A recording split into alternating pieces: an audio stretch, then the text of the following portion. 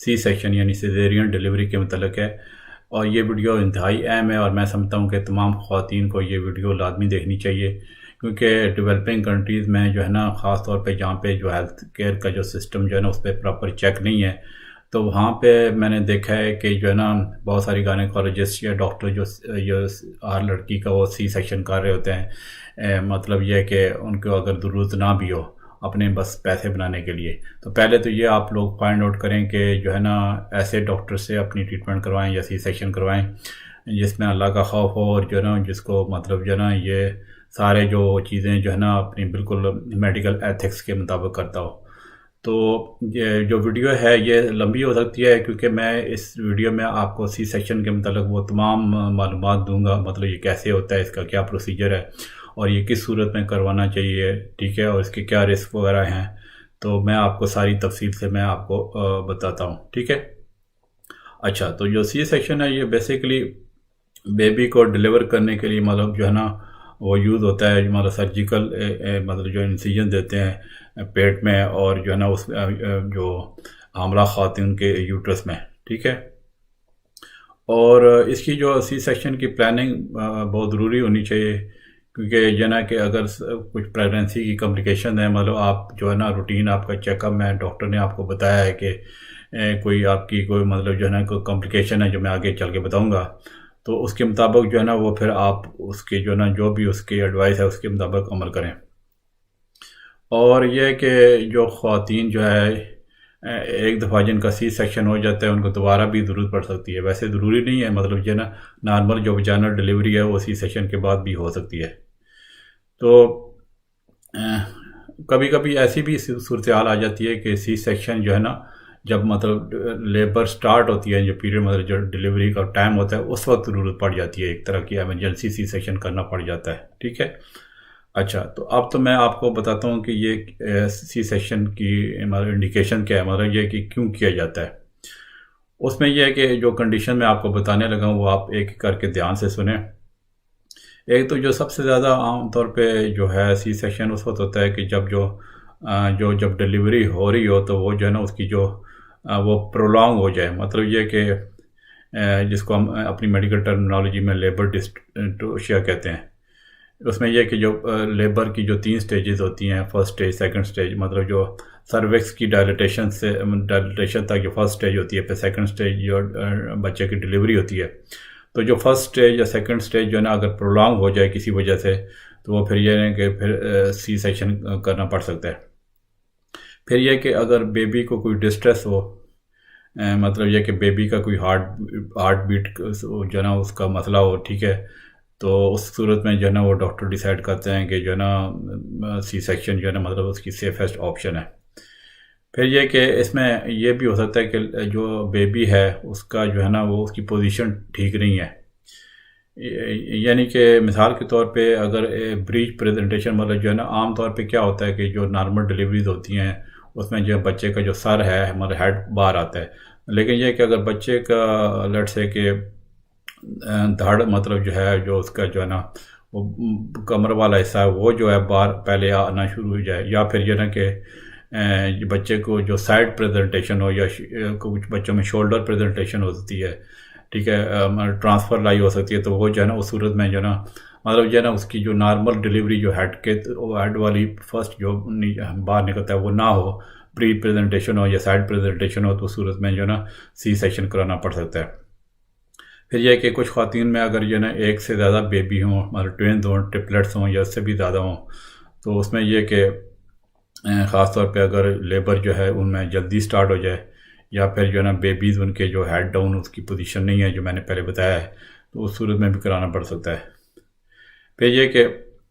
अगर जो है प्लेसेंटा में प्रॉब्लम हो, मतलब ये कि कुछ कंडीशन वो ऐसी एक कंडीशन है जिसमें जो ना जो सर्विक्स है जो मतलब जहाँ से जो बच्चा निकलता है, ठीक है, जो वजाइना के ऊपर वाला पार्ट है उस पर अगर वहाँ पे जो प्लेसेंटा है वो कवर कर रहा हो, तो उस सूरत में भी सी सेक्शन कराना पड़ सकता है। इस कंडीशन को हम प्लेसेंटा प्रीवियर कहते हैं। अच्छा, फिर ये कि लेट से कि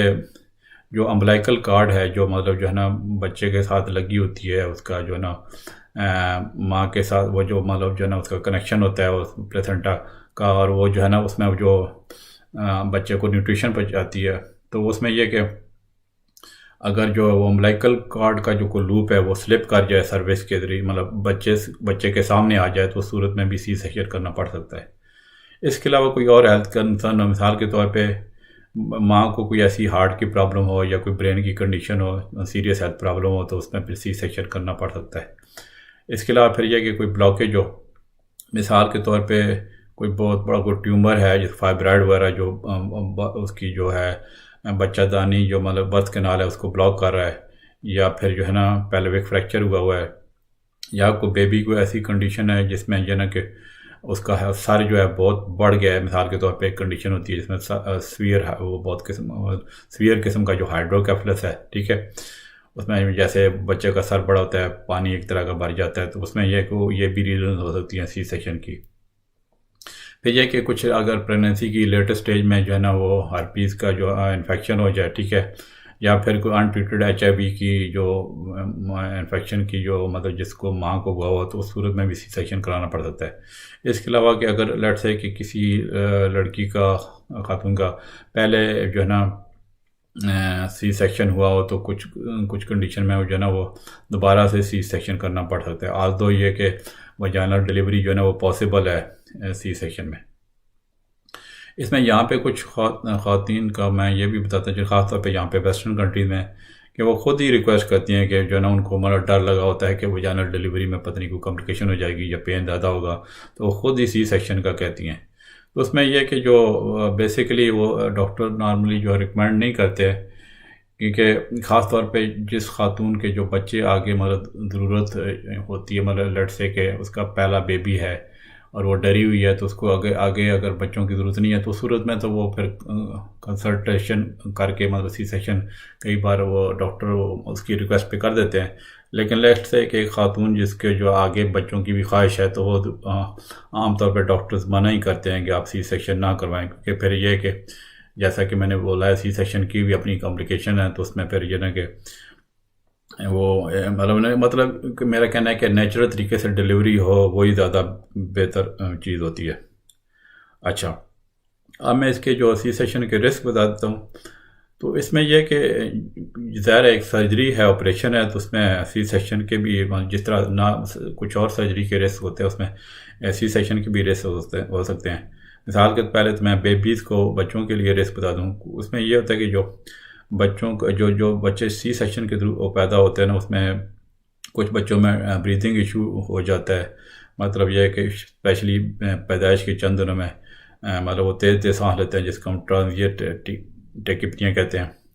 इसके अलावा कभी रेयर केसेस में जो है कि ऑपरेशन के दौरान बेबी की स्किन मतलब वहाँ पे उसका जो है ना प्रोसीजर के दौरान बेबी की स्किन डैमेज हो सकती है, ठीक है। अब मैं जो मदर के लिए रिस्क बताता हूँ कि माँ को क्या रिस्क हो सकते हैं। उसमें यह कि इन्फेक्शन का चांस हो सकता है। मतलब यह कि जो यूट्रस की जो लाइनिंग होती है उसमें इन्फेक्शन हो सकता है, जिसको हम एंडोमेट्रियाटिस कहते हैं। या फिर यह कि जो यहाँ पे इंसिजन दिया गया है उसमें जो उसमें इन्फेक्शन हो सकता है, यूरिनरी ट्रैक्ट इन्फेक्शन हो सकता है।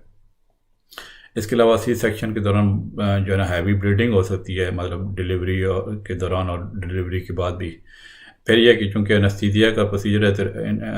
एनेस्थीसिया का भी रिएक्शन हो सकता है। इसके अलावा ब्लड क्लॉट की प्रॉब्लम हो सकती है। मतलब यह कि कोई आपके उसमें डीप वेन में ब्लड क्लॉट जा सकता है, ख़ास तौर पे टांगों में और पेल्विस में, जिसको हम डीप वेनस थ्रोम्बोसिस कहते हैं। तो अगर तो ब्लड क्लॉट जो है ना वहाँ पे टांगों में डेवलप हुआ और वो जो है ऊपर चला गया है लंग्स में, जिसको और ब्लड फ्लो को ब्लॉक कर गया है, जिसको हम पल्मोनरी एम्बोलिज्म कहते हैं, तो ये बहुत सीरियस लाइफ थ्रेटनिंग कंडीशन हो सकती है। इसके अलावा फिर चूँकि ऑपरेशन है तो सर्जिकल इंजरीज भी हो सकती हैं, मतलब ब्लैडर वगैरह को या बाउल को इंजरी हो सकती हैं। इसके अलावा फिर यह कि जो मैंने जैसे पहले बताया कि सी सेक्शन जो है ना दोबारा उसको मतलब जो ना जो सी सेक्शन एक दफ़ा हो जाए तो दोबारा होने का भी एक तरह का रिस्क बढ़ जाता है। इसके अलावा लेटर प्रेगनेंसी में कॉम्प्लिकेशन हो सकती हैं या अदर सर्जरी की कॉम्प्लिकेशन हो सकती हैं। तो फिर यह कि जितने ज़्यादा सी सेक्शन है तो प्लेसेंटा प्रीविया जो मैंने पहले बताया उसकी कंडीशन, उसका रिस्क बढ़ जाता है। तो फिर यह कि जो है ना कोई कभी कुछ केसेस में जो सी सेक्शन जो है ना मतलब दोबारा जो नेक्स्ट जो डिलीवरी है, लेट से जनरल डिलीवरी अटैम्प्ट की जाए, उसमें यूट्राइन रप्चर होने का थोड़ा रिस्क होता है। ठीक है, अच्छा आप तो ये तो मैंने आपकी वो जो उसकी रिस्क वगैरह बता दिए। अब मैं आपको बताता हूँ कि इसको आप मतलब एक तरह की तैयारी कैसे करते हैं सी सेक्शन के लिए। उसमें यह कि जो जब आपका प्लान सी सेक्शन हो तो फिर यह कि आपको डॉक्टर रिकमेंड कर सकता है कि किसी को ब्लड से कि आपकी कोई जो है ना कोई कॉम्प्लिकेशन है या कोई ऐसी चीज़ है जिसमें आपको एनेस्थीसिया का ख़तरा है, तो एनेस्थीसिया से कंसल्टेशन का रिकमेंड कर सकते हैं हम। फिर यह कि कुछ ब्लड टेस्ट रिकमेंड कर सकते हैं जिसमें यह कि आपके HB वगैरह मतलब का टेस्ट लिया जा सकता है, ब्लड टाइप का टेस्ट लिया जा सकता है। मिसाल के तौर पे अगर ब्लड से कि आपको सी सेक्शन के दौरान ब्लड की ज़रूरत पड़े तो। फिर यह कि अगर इवन वजाइनल बर्थ की भी प्लानिंग हो तो फिर भी ये है कि आपको एक तरह का किसी अनएक्सपेक्टेड सी सेक्शन के लिए भी ज़हनी तौर पे तैयार होना चाहिए। ठीक है, अच्छा इसके बाद फिर ये कि जो फिर मैं आपको प्रोसीजर का बताता हूँ कि प्रोसीजर जब होता है उससे प्रोसीजर होने से मतलब सी सेक्शन का जो ऑपरेशन होने से पहले क्या होता है और दौरान क्या होता है, तो ये मैं आपको बताता हूँ। उसमें यह कि सी सेक्शन के ना उसके जो है ना करने के कुछ तरीके हैं। आम तौर पे इसके जो ना जो स्टेप्स में जो नॉर्मली कैरी आउट करते हैं डॉक्टर, वो मैं बताता हूँ। पहले तो ये कि जब खातून घर में होती है, मतलब ये ऑपरेशन से पहले की मैं चीज़ें बता रहा हूँ, उसमें यह कि वो डॉक्टर आमतौर पे कहते हैं कि जो ना आप पहले एंटीसेप्टिक सोप से नहाएं। ठीक है, मतलब जो है ना एक दिन पहले प्रॉपर, और प्यूबिक हेयर को शेव करने की जरूरत नहीं है मतलब 24 घंटे के अंदर सी सेक्शन, क्योंकि यानी कि वो फिर सर्जिकल साइट का इन्फेक्शन का रिस्क होता है। अगर ज़रूरत पड़े तो वो सर्जिकल स्टाफ भी जो ना आपकी जो प्यूबिक हेयर ट्रिम कर सकता है। इसके अलावा फिर यानी कि जब हॉस्पिटल में होते हैं तो फिर आपका जो आपका पेट का जो साफ़ किया जाता है, जो ना एक कैथेटर पास किया जाता है आपके ब्लडर में ताकि वो यूरिन की कलेक्शन के लिए। इसके अलावा IV लाइन मतलब इंट्रावीनस लाइन आपकी वेन में डाली जा सकती है ताकि आपको फ्लूइड देना पड़ सकता है या ड्रग देना पड़ सकता है, मतलब एंटीबायोटिक्स वगैरह देनी पड़ सकती हैं इन्फेक्शन को प्रिवेंट करने के लिए। अच्छा, फिर यह कि एनेस्थीसिया का बताता हूँ। आमतौर पे जो ज़्यादातर सी सेक्शन है ना वो ओरिजिनल एनेस्थीसिया, मतलब जो जनरल एनेस्थीसिया की जरूरत नहीं है, पूरा बेहोश करने की जरूरत नहीं है, रीजनल एनेस्थीसिया की दी जाते हैं, जिसमें यह कि आपका जो बॉडी का जो लोअर पार्ट है मतलब नीचे वाला दाढ़ा है मतलब जो है वो नम हो जाता है। ठीक है, उसमें यह कि दायरा है आपका जो ऊपर वाला हिस्सा जो है ना वो बिल्कुल मतलब आप पूरा जनरल एनेस्थीसिया नहीं है तो फिर ऊपर आप जो है ना एक तरह के जागे रहती हैं जो है ना वो प्रॉपर बेहोश नहीं होती, क्योंकि आप जागी रहती है मतलब सिर्फ आपका नीचे वाला दाढ़ी नाम है, तो उसमें भी है कि आप मतलब जो है ना आप एक तरह की आपको पता चलता है। ठीक है, उसमें जो एनेस्थीसिया जो है आमतौर पे जो दिया जाता है उसमें स्पाइनल ब्लॉक उसको कहते हैं या एपिड्यूरल ब्लॉक कहते हैं। फिर ये कि कुछ सी सेक्शन में जो जनरल एनेस्थीसिया मतलब जिसमें पूरा इंसान को बेहोश किया जाता है तो उसमें वो दिया जा सकता है। तो उसमें ज़ाहिर है जब पूरी तरह बेहोश होंगी तो आपको कुछ पता नहीं चलेगा कि क्या हुआ है। अब मैं ये आपको बताता हूँ कि जब प्रोसीजर करते हैं ये जो मतलब जो क्या नाम है सी सेक्शन, तो उसमें जो है ना उसके दौरान क्या करते हैं। उसमें यह कि पहले तो ज़ाहिर है जब तैयार होती है ये खातून, तो उसमें यह है कि पहले तो उसके जो पेट में जो है ना इंसिजन देते हैं। आमतौर पे ये जो आप जो प्यूबिक हेयर लाइन है ना मतलब जहाँ से वो जो है ना खातून के हेयर होते हैं नीचे वजाइना के उस एरिया में प्यूबिक एरिया में, तो उसमें जो है ना कि उसमें उसके ऊपर जो है ना हॉरिजॉन्टल मतलब जो है ना वो जो है ना इंसिजन दिया जाता है। और कभी कुछ केसेस में जो फिर वर्टिकल डिसीजन भी दिया जाता है, मतलब आपकी नाभ के नीचे से लेके ना आपकी प्यूबिक बोन से ऊपर तक प्यूबिक बोन तक जो है ना वो वर्टिकल डिसीजन भी दिया जाता है। फिर जब ये पेट में इंसिजन दिया जाता है तो फिर ज़ाहिर है नेक्स्ट फिर यूट्रस में इंसिजन दिया जाता है। आमतौर पे जो बिल्कुल हॉरिजॉन्टल होता है जो यूट्रस का जो लोअर पार्ट है उसको हम लोअर ट्रांसफ़र इंसिजन कहते हैं। फिर यह कि उसमें कुछ और टाइप्स के इंसिजन भी दिए जा सकते हैं, डिपेंड करता है कि बच्चे की पोजीशन क्या है। ठीक है, या फिर कोई कॉम्प्लिकेशन तो नहीं है, मिसाल के तौर पे प्लेसेंटा प्रीविया या प्री टर्म डिलीवरी, तो अगर कोई कॉम्प्लिकेशन हो तो फिर ये जो है इंसिजन डिफरेंट भी दिए जा सकते हैं। फिर यह कि ज़ाहिर है फिर बच्चे को डिलीवर किया जाता है इंसिजन के थ्रू, और डॉक्टर जो है ना बच्चे का मुंह साफ करते होते हैं, तो उसमें मतलब नोज़ उसकी सफाई होती है को फ्लूइड वगैरह क्लियर करने के लिए, ठीक है। फिर जो है कि जो बच्चे की अम्बिलाइकल कार्ड होती है उसको क्लैम्प किया जाता है, मतलब कट किया जाता है, तो फिर जो है उसके बाद फिर प्लेसेंटा निकाला जाता है, और उसके बाद फिर इधर सूचर जो है ना वही दिए जाते हैं इंसिजन को क्लोज करने के लिए। ठीक है। अगर तो आपका रीजनल एनेस्थीसिया है, मतलब आपका नीचे वाला दाढ़ी नम किया हुआ है, तो फिर यह कि आप बच्चे को जब डिलीवरी के बाद आप होल्ड भी कर सकती हैं, ठीक है। अच्छा, अब मैं बताता हूँ कि प्रोसीजर होने के बाद, मतलब ये ऑपरेशन होने के बाद क्या होता है। आमतौर पे 2 से 3 दिनों 3-4 दिन तक भी स्टे किया जा सकता है। और फिर ये कि पेन रिलीफ के लिए हम आपसे डिस्कस करते हैं कि क्या करना चाहिए, ठीक है। आमतौर पे जब जो है ना एनेस्थीसिया का जो इफेक्ट है वो जब दूर होना शुरू हो जाता है, तो आपको हम फ्लूइड्स ड्रिंक करने का इनकरेज करते हैं और थोड़ा वॉक करने का कहते हैं। उसमें यह है कि ताकि आपकी इसका मतलब कॉन्स्टिपेशन वगैरह ना हो, और डीप वेनस थ्रोम्बोसिस का जो मैंने कुछ खतरा बताया था वो ना हो। फिर यह कि आप जब हॉस्पिटल में आप 3-4 दिन तक स्टे होता है, तो फिर हम मॉनिटर करते हैं आपके इंसिजन को कि कोई इन्फेक्शन का चांस नहीं है, और जो कैथेटर जो ब्लैडर में दिया होता है वो रिमूव किया जाता है जल्द से जल्द। फिर यह कि आप अपने बच्चे को ब्रेस्ट फीडिंग स्टार्ट कर सकती हैं एज सुन एज, मतलब जब आप तैयार हों, तो वो फिर जो अगर नर्स या लैक्टेशन कंसल्टेंट आपको बता सकता है कि सही क्या पोजीशन है बच्चे को फीड कराने के लिए। इसके बाद जब आप घर जाती हैं, तो फिर यह कि उसमें जब सी सेक्शन की जो रिकवरी प्रोसेस में उसमें खातून को डिस्कम्फर्ट फील हो सकता है, फटीक हो सकती है, तो उसमें यह कि हीलिंग को प्रमोट करने के लिए हम ये एडवाइस करते हैं कि आप रेस्ट करें, ठीक है। और आप अपनी जो चीज़ें इस्तेमाल करने वाली अपनी पहुंच के मतलब अपने पास ही रखें, और अपने जो चंद हफ्ते जो मतलब सी सेक्शन के बाद जो ना आप कोई वेट वगैरह ना उठाएं 25 पाउंड से ज़्यादा, ठीक है। इसके अलावा फिर यह कि हम पेन रिलीफ के लिए जो ना मतलब जो दे सकते हैं मेडिकेशन दे सकते हैं, मिसाल के तौर पे ब्रूफिन वगैरह, टाइलिनोर, मतलब पैरासिटामोल दे सकते हैं। फिर ये कि इन्फेक्शन को प्रिवेंट करने के लिए हम ये कहते हैं कि आप कम से कम 6 हफ्ते जो है ना वो जो ना अपने हस्बैंड से सेक्स ना करें, ठीक है। अच्छा, फिर ये कि इसमें यह कि अगर तो आपने पेन रिलीफ के लिए नार्कोटिक्स डॉक्टर ने दिए हुए, तो फिर यह कि आप हम वो कोई खातून का कोई ऐसा जॉब है ड्राइव करने वाला, तो इसमें यह कि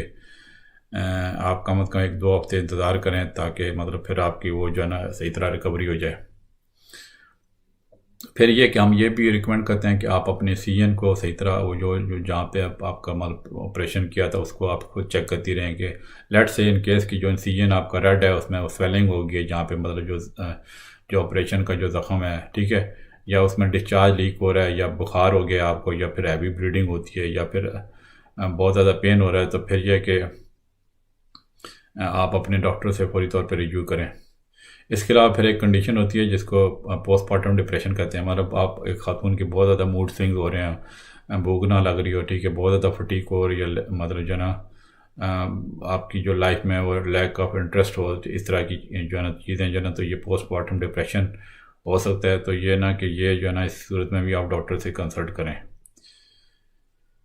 ठीक है। नॉर्मली हम ये कहते हैं कि आप अपने हेल्थ केयर प्रोवाइडर से 3 हफ्ते के बाद, मतलब आप सारा कुछ ठीक हो तो 3 हफ्ते बाद कंसल्ट करें, ठीक है। और फिर